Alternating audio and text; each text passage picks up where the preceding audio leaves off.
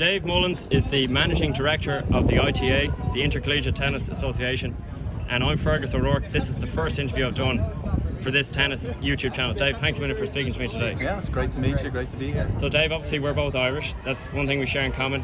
Can you talk to me a little bit about the event we're at right now? What's going on and where are we? What's happening? We are in Lake Nona in Orlando, Florida.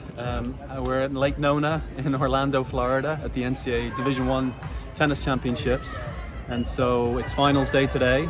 The women's finals on right now, Pepperdine in Texas, and then later we've got Florida playing Baylor. So some amazing tennis. It's been windy out here, but the level of play has been phenomenal. And we've had one Irish player in this tournament. Do you mind talking about her, Georgia Drummy? Yeah, I didn't get out here to see Georgia, but know Georgia well. I was back in Ireland for a few years and hit with her a little bit and got to know her. She started her college career at Vanderbilt in Nashville and then transferred to Duke. So this is her first year at Duke, and I think had a good year. Not as good as maybe previous years. I'm not sure that she made the individual tournament. I don't think she did. She is actually, yeah. Oh, she is? Yeah. Great. Okay, well good. Well then I'll get a chance to see her play. But yeah, I mean, phenomenal player, phenomenal talent.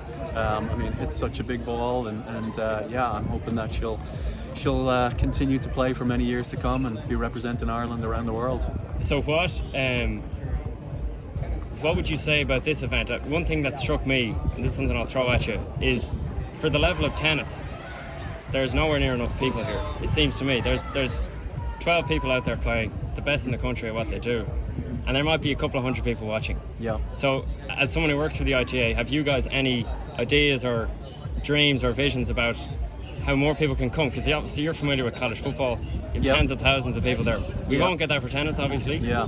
But wouldn't it be better to have more people here? What do you think about that? Absolutely. Yeah, it would. I mean, I think this year's been a struggle with COVID. I mean, if you came here in 2019, the last time they hosted, I think this place was packed to the gills. So it's a different year. It's a different year. COVID I think up till about 2 days ago it was only 50% capacity. For sure.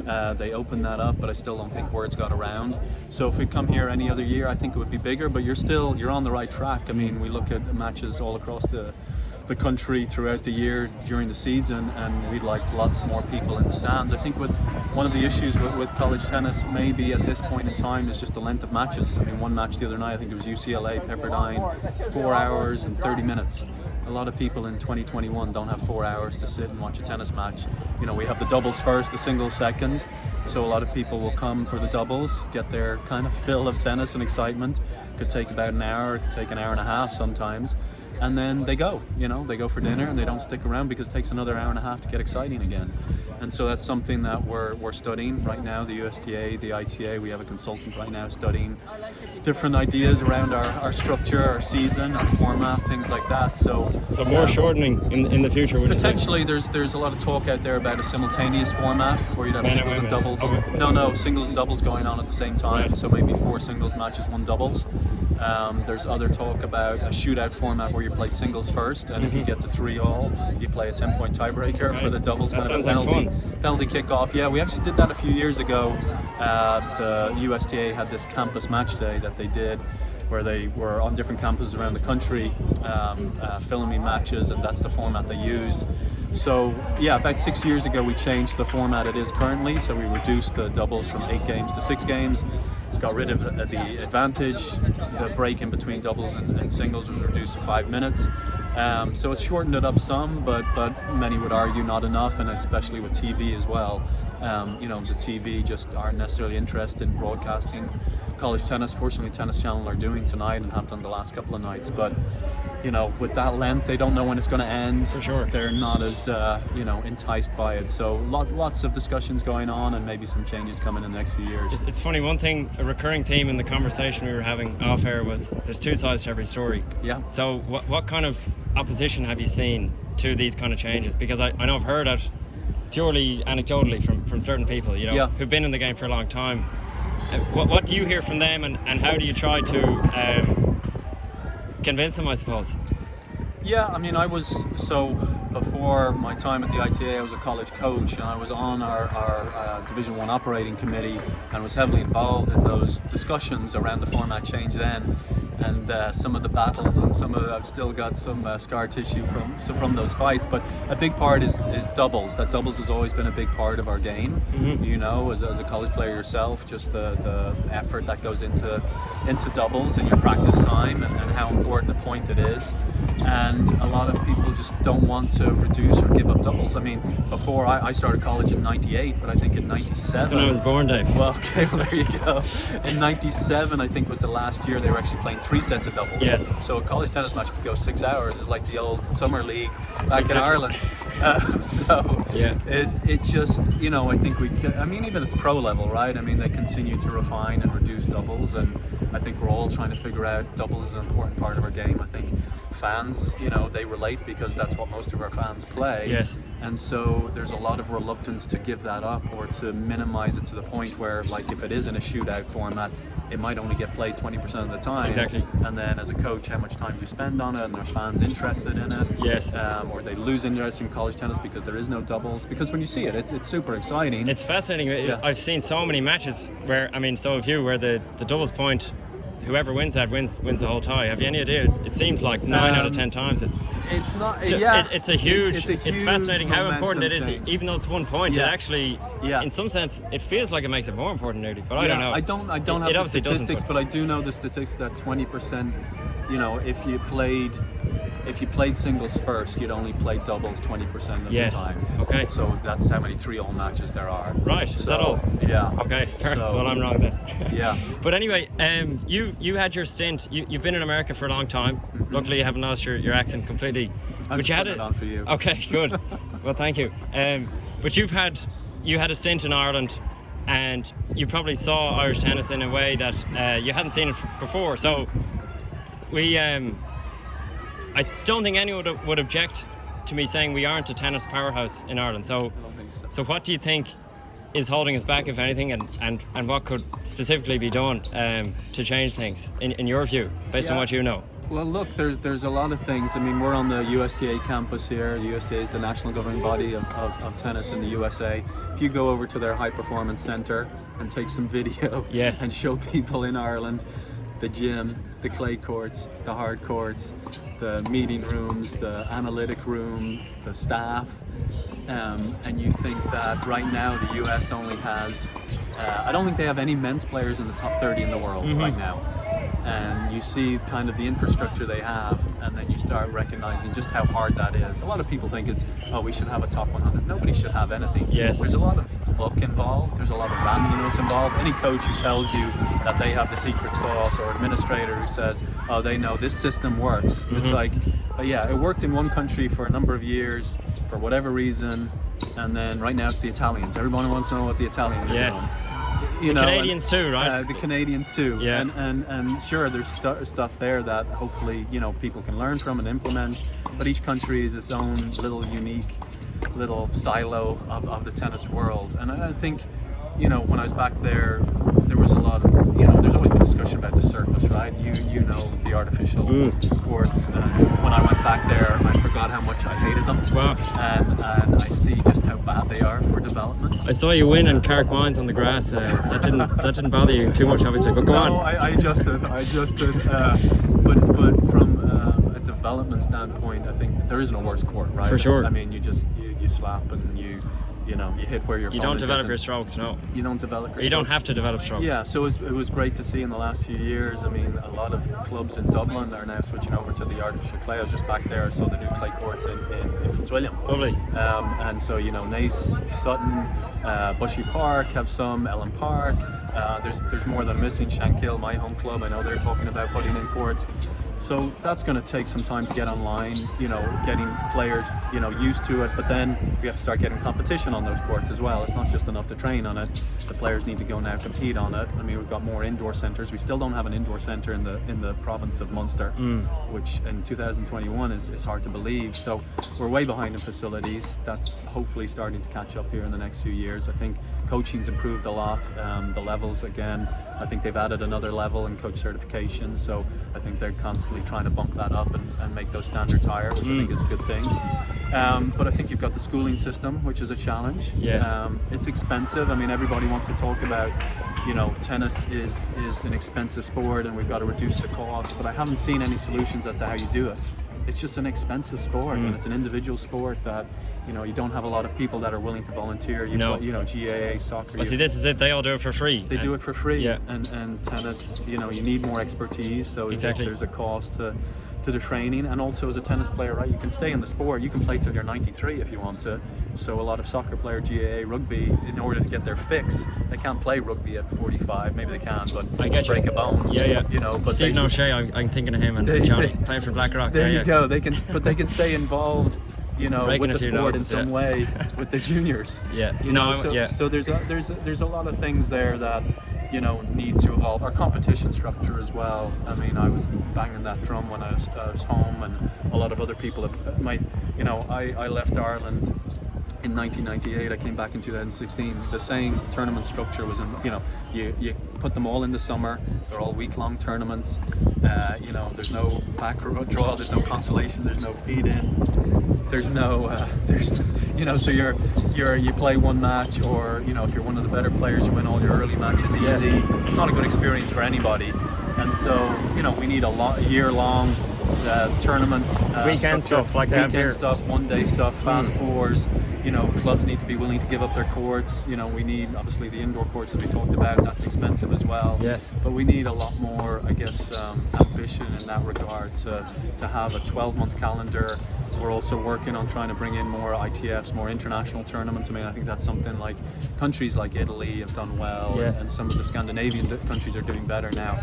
But could we, when I grew up, there was 2 ITFs. Now there's 3. We're trying to get to 5. There's more of these, European events for the younger players, and also with the pro events, the 25Ks, and can we get more of those so that our top players don't have to travel so much? Yeah. Because they've always done well at the Irish Open. Pete Bothwell, recently Georgia Drummy, Sinead Lohan, they've either won or got to the final. Julian Bradley, I think, had a good result in Carrick Mines a couple of years ago. Didn't he win it with his friend? I think so. I think we have a bunch of you see how well they do at the Irish Open, but then they're on the road, they're away, and it's harder to pick up those points away from home. I got one more thing for you. Someone who's helped me an awful lot in navigating my time in college tennis has been Mark Finnegan, and you'll know who he is, obviously. Of course. And hugely passionate about college tennis, a crusader trying to get people to come to America. Yeah. So what would you say to people 16, 17, kind of flirting with the idea of coming to America? Because obviously there are so many reasons to stay in Ireland. We have such high level universities. Sure. It's free practically. Yeah. And to come to America, there are so many unknowns, obviously. So what would you say to someone in that limbo? Yeah, I think you to keep an open mind, to really explore it, see if it's an option. It's not an option for everybody. It's not the right fit. Like, I think sometimes, I think more times than not, it is. If you're passionate about your tennis, you want to continue to develop, you want to continue to see, can you reach your potential? Then there's opportunities there for you. It's difficult to do that in Ireland. Being at UCD or Trinity, and again getting the competition that you need, getting the type of training that you need. It's easy to get lulled into, I'll take this day off, or I'll go out with my friends, and at least there's such a structure around it here in the States, and you're going to be playing with other really good players on a daily basis. You're going to play anywhere from 30 to 50 matches potentially. You still got your summers to do whatever it is you want to do if you want to head back to Ireland. And you come for 4 years, and maybe you want to go back and do a master's back in Ireland and work there, or maybe like myself, you end up building a life here and being here. And Mark, lived here for many years as well. He's back in Ireland now, so it's just and I worked back in Ireland, right? I mean, both worlds were available to me, fortunately. So to be able back there for 3 years, but be here for whatever 16 years. Exactly. That I have both options. I'm a U.S. citizen now. Look, and especially in the world I want to be in the sports world, there's a lot more opportunity in this world. Bigger pool, yeah. It depends what your ambitions are for your career, but explore and see what's out there, and you might be surprised that there is. And for our top players as well. I mean, it's like, I think you can't be a pro if you come to college. Well, that's not necessarily true. I think the cream rises to the top. And even if you come for a year, you come for 2 years and then go pro. But I always say, prove yourself here first, because a a lot of players, and myself included, we all think we're better than we are. And then we go to college and we think we're gonna, and you end up playing 6 on your team. Yes. You're not even the top player in your team. Exactly. Never mind in the country. And so it's a humbling experience for a lot of players. And you look around here and the quality of players. I mean, physically, purely from that standpoint, I saw one guy. His name is Elliot, playing for Texas. Yeah. And he wouldn't know who I am, but I saw him in Greenwich a couple of years ago, and I remember him as a boy, and I saw him last night as a man. Purely looking at his, that's one thing that I noticed. That all these guys and girls are, for the most part, in very, very good physical shape, which you wouldn't be in when you're 17. And it prepares you in that way. Well, that's again the exposure you're getting to the training and the strength and conditioning, the periodization and the nutrition, and it's a professional operation. I mean, at the top level of college tennis, I mean, these players are getting treated better than pros in a lot of sports. Well, if you're living on a shoestring, you don't have. I remember I read an article by you actually about your journey with tennis, and you're eating burgers and stuff like that instead of eating properly. Do you know what I'm talking about?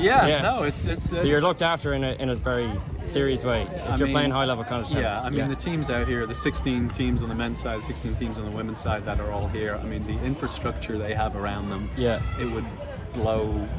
Absolutely. Anybody in Europe's mind. I mean, it's just you can't wrap your head around. I mean, the investment. I heard a number yesterday that the U.S. universities are investing $400 million a year into college tennis.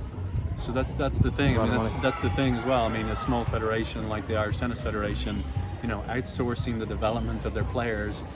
Irish Tennis Federation doesn't have any money. They can't pay for the things that these colleges can pay for. Exactly. And it's an amazing. I mean, I speak to very few players who have a bad experience. And who regret it, and you can always come home. You can That's always the beauty come home, of it. or if, I mean, look, people transfer. We talked about Georgia earlier. She transferred, and Julie Byrne transferred. A lot of people. I transferred. A lot of people do. So it's there's options out there, and so the more you can educate yourself up front and work with somebody like a Mark who really knows and can make sure you're in the best college possible for you. Well, Dave, thank you very much. We've never met until an hour ago, and you did this purely out of the goodness of your heart. I trust you as a fellow Irish person. I don't see many of you around here. So last thing, you've done a few podcasts yourself, and which of them? I really enjoyed Jim Lair. I remember there was one, Stop Training Like It's 1999. That was a separate one. I won't lie, I haven't heard a huge number of them. I've probably heard 5 or 6. Which is your favourite of those? Is there one you could recommend people listening to? It's the ITA College Coaches podcast. Really it's designed for college coaches. I don't care if people, a tennis coach in Australia listens to it, great, of course. But it's really for peer-to-peer education. That's how I learned as a college coach, is having conversations with other college coaches. So that's the way to broadcast those conversations, especially for our younger coaches. I mean, some of my favorites. There's one actually I did recently with an English guy named Dave Samuel, who's a well-regarded coach in the UK. Has worked with many of their top players. He's very much on the psychology side of things, and just has perspective on so many different angles that I haven't heard before. So really love that podcast with him. But some great ones with our coaches recently. A coach named Chris Young, who's at Oklahoma State, who really developed that program from nothing into an absolute powerhouse. Those are always interesting stories to see. How going from rags to riches kind of. I think coaches are always interested, or people are always interested in those kind of stories. But there's a gamut. There's another great interview I did with Giancarlo Lemmy, who's the women's assistant coach at Liberty University.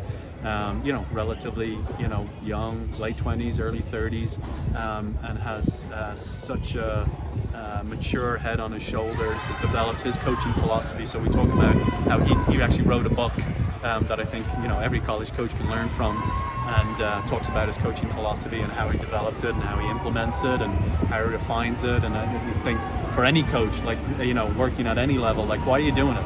What's your why? Yes. You're just out there trying to make money, or are you attached to some bigger purpose? And I think the coaches that really succeed are really clued into why they're doing it. Well, Dave, thanks a million. I really enjoyed this. All right, good luck. Cheers.